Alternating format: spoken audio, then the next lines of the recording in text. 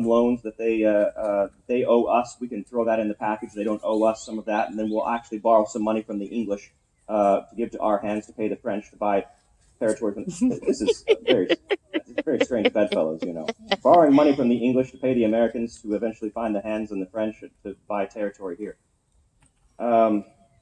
Now, the question of constitutionality does come up specifically with the Federalists, which is very strange to me because when they were sitting in seats of power, they had no problem stretching the Constitution as to their will. But when Mr. Jefferson's at the forefront, they will push back hard and say, oh, but it's constitutionally disallowed, Mr. Jefferson. Oh, how very strange when you are no longer at the seat of power that the rules change.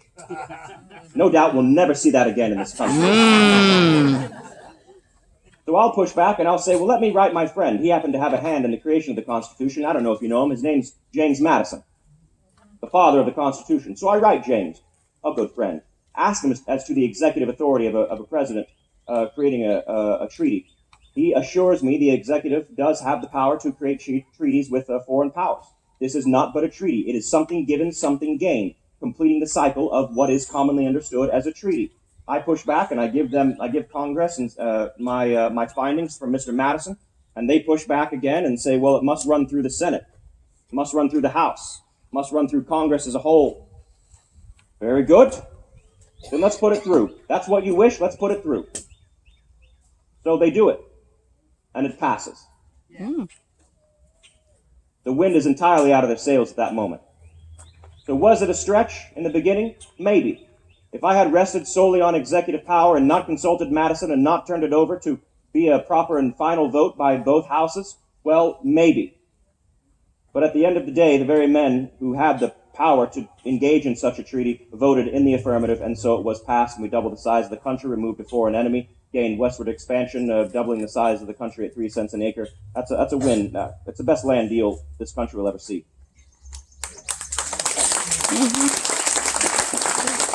I know we are low on time, and I said that I would get to your question, so I must be very brief when I answer. Yes?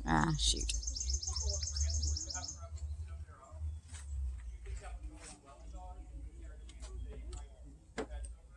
If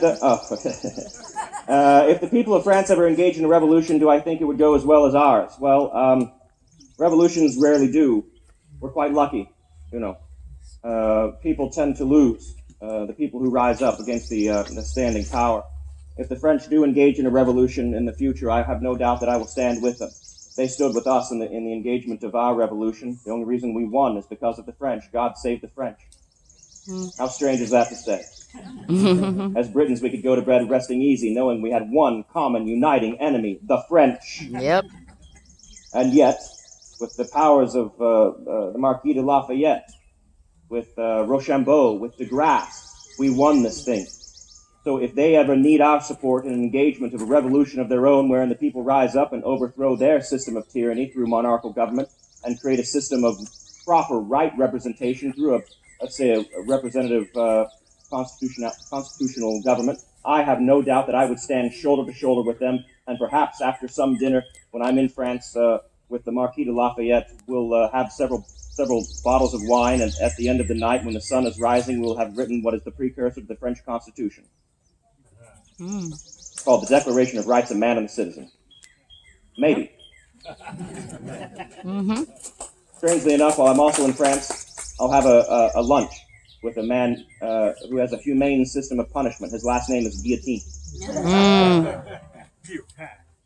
So I don't know if their revolution will go as well as ours. Friends, I know there's a great number of hands. Here's what I will propose. I'll stand in front of the coffee house for about 10 minutes on the other side of the street there, and I'll answer as quickly as I can all of your curiosities. Before you leave, I wish to say 3 things. First and foremost, thank you for coming here. Thank you for being advocates of history, advocates of education. I say that history is the most important subject that man might study, period. And because you're here, it gives me hope for this new country that you are running. Now, here's your homework. I know you came here on vacation, but I'm going to give you homework. I'm Mr. Jefferson. Get used to it. Here is your homework. Don't let this die here. Yes? Yes. Don't go back to Massachusetts and and Pennsylvanians say, what a beautiful time we had in Williamsburg. Wasn't that nice? And you compartmentalize that bit of happiness and you put it away and it collects dust. Continue this conversation. Continue the debate. But as you debate, let us put civility back into our debates. Yes? Yes. It's easy to applaud. You applaud now. I expect it from you. Yes? Yes. Here's the trick. Here's how you do it. You ready? Don't debate the man in front of you. Debate the ideas between you. Don't debate the man in front of you. Remove your own ego. Just debate the ideas. And then you can walk away and still have a difference of opinion and then go open a fine bottle of French wine together. Yes? Yes. And finally, if you ever, as kings in this country, in this fledgling country, even at 246 years of age, fledgling country, as kings, if you ever find yourself uncertain of what to do, if you ever find that your waters are clouded over by falsehoods printed as fact, I know.